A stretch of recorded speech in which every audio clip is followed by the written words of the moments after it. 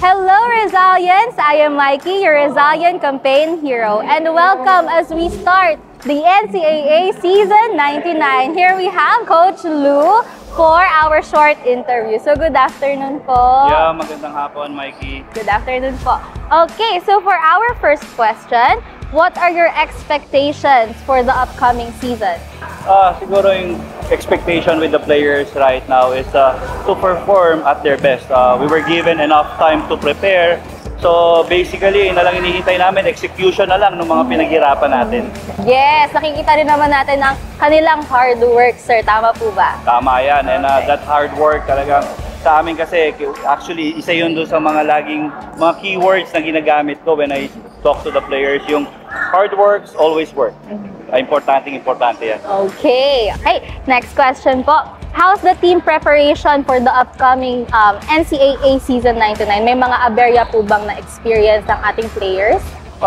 Yeah, for this year talagang what we did is we built it from the ground up. In consideration doon sa ating alignment doon sa ano ba yung gusto natin na isang Rizalianong atleta. So, in-align ko lahat, yung resiliency nila, yung magiging matatag na Rizaliano, yung taus-puso, yung loyalty nila sa school, for them to be grateful of yung suporta ng mga ating community para sa kanila.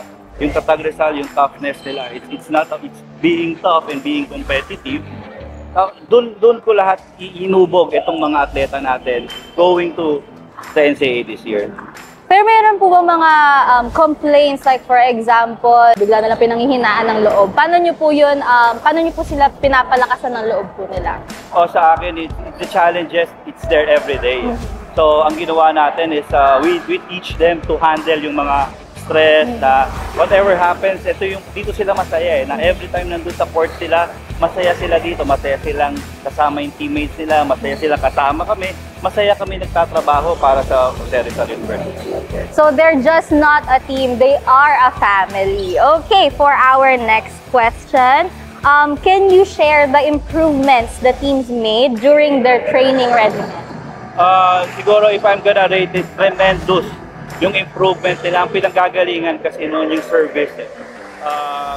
We wanted to act bigger than ourselves. So that's the aim right now is habang dinidevelop namin yung chemistry namin as a team, more importantly is ma-develop namin yung sarili namin as better human beings na talagang as much as possible doing everything right. Lahat ng desisyon namin dapat hindi ito magiging detrimental sa bawat isa kasi alam namin kung ano yung makakasira sa amin, baka maapektuhan yung kabuuan. Okay, thank you so much, Coach Lou. So ano na lang pong message nyo sa inyong players?